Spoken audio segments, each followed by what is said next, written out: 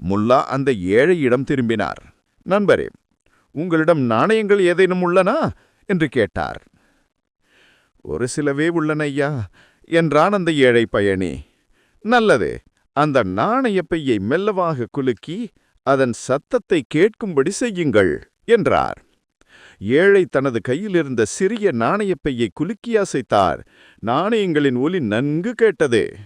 முல்லா கடைக்காரரிடம், அந்த ஒலியை நீங்கள் கேட்டீர்கள்தானே என்று கேட்டார். ஆம் என்று கடைக்காரர் குழப்பத்துடன் பதிலளித்தார்.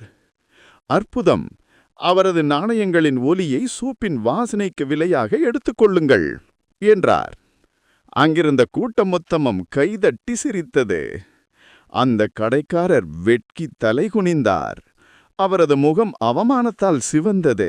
முல்லா நஸ்ருதீன் அங்கிருந்த அனைவரையும் பார்த்து சொன்னார், நினைவில் வைத்துக் கொள்ளுங்கள் என் நண்பர்களே, பேராசையால் எல்லாவற்றையும் அடைய முடியாது. சில நேரங்களில் பெருந்தன்மையாகவும் கருணையுடனும் இருப்பதே சிறந்த ஞானம் என்றார். முல்லா நஸ்ருதீன் வாழ்க!